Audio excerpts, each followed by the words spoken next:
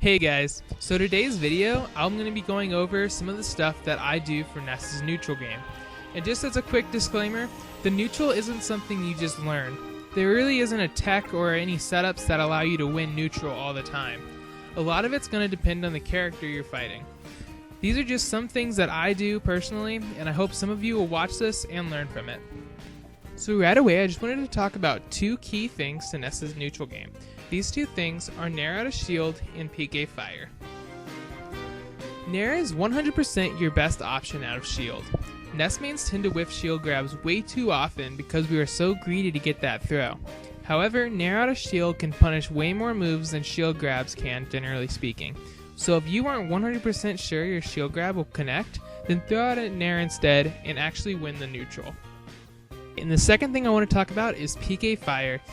PK fire is the bane of beginner Ness mains. If you can manage to land a PK fire, then your opponent is basically free for you to do whatever you want to him.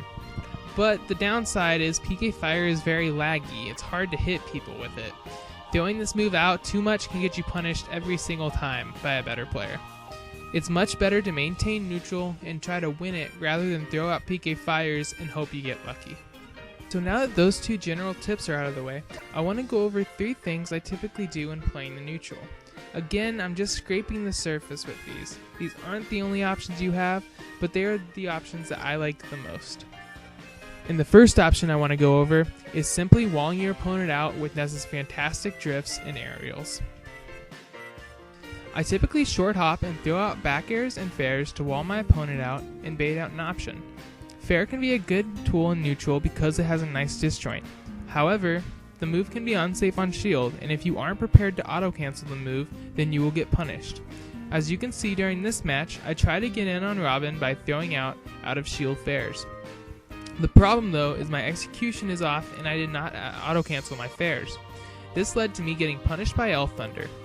However, afterwards he got too aggressive and I was able to punish him with another disjointed fair. Except this time I capitalized on my initial hit, and after the combo was over, I used a mixture of shielding, drifts, and back airs to beat out his counterattack. Back airs are great for Ness because they come out really quickly and are very scary for people if they're at high percents. This is typically a move I use when trying to wall people out. It's fast, low ending lag, and can convert to other moves at low percents. So to recap, there are 3 important parts to remember. The first is that you must auto-cancel all of your aerials. This option only works in neutral if you get rid of the ending lag on these moves. Messing this up could be devastating for you. Imagine if that Elf Thunder that I was hit with was actually an Arc Thunder. I would have either taken a lot of unnecessary percent or my character would have been killed right there, all because I missed an auto-cancel. The second part is just to always utilize his drifting game. Ness's aerial mobility is great, and it makes all of his moves that much safer when you're utilizing his drifting game. The third part is just not to throw out aerials mindlessly. Ness's aerial game is strong, but if you just sit there throwing out back airs, then you aren't going to win neutral and you may get punished for it. Instead, react and predict to what your opponent is doing and wall them out using the best aerial you have for the situation you're in. Typically speaking, your opponent will not be super aggressive. They can and will abuse Ness's slow speed by walling him out with projectiles and other long-range moves. Since Ness's long-range game is really bad when both players are neutral, the important thing is to get in. The way I feel is the safest for Ness to get in is by shield dashing. In my opinion, this is a great option for Ness in neutral, as long as you're being smart with it. This obviously depends on the matchup, but shield dashing is a great way for Ness to be able to close the gap between himself and the opponent.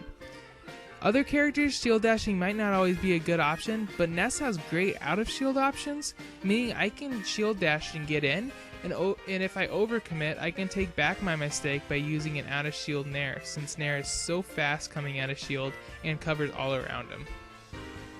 Now perhaps one of Ness's best options when shield dashing is to sometimes throw in a dash attack. Ness's dash attack is very strong because it has a huge disjoint and sends them at a good angle.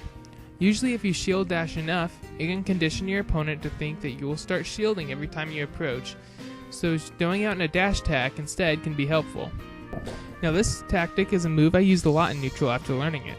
It's not a complicated move, but it does take some practice to get down consistently. Basically, you short hop air dodge into a buffered up air.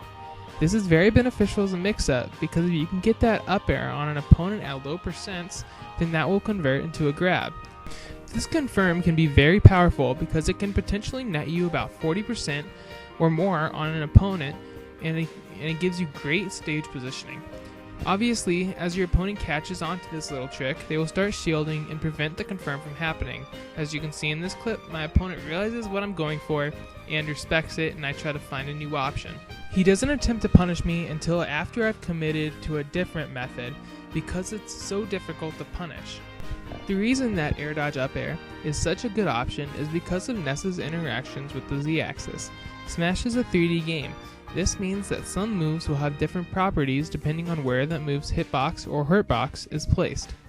In Ness's case, his air dodge gives him a few more frames of intangibility at the end of his air dodge. This is because as Ness air dodges, his hurtbox dips into the Z-axis. So in short, it is possible to punish this move, but it's very hard to, and the benefits at low percent can be great. This method can even double as an extra kill option for you at high percents. As you can see in this clip, I reverse aerial rush short hop air dodge into a buffered up air. My opponent attempts to punish my air dodge by doing a jab. However, since Ness's hurtbox dips into the Z-axis, Ness is unharmed and I get my up air to grab conversion. And I think that's going to be it for this video. The neutral game is a huge topic and this video barely scratches the surface of it. Regardless, I hope it helped you to think of your neutral game in a new light and really pay attention to what actions you're doing. And as always, I'm looking to learn and improve as well. So if you have any suggestions for me, whether it's what should I do for the next video, or whether it's how I can improve in my neutral game, please comment and let me know. Making these videos has been a lot of fun for me, and I appreciate any and all views I get. So thank you guys a lot, and I'll see you next time.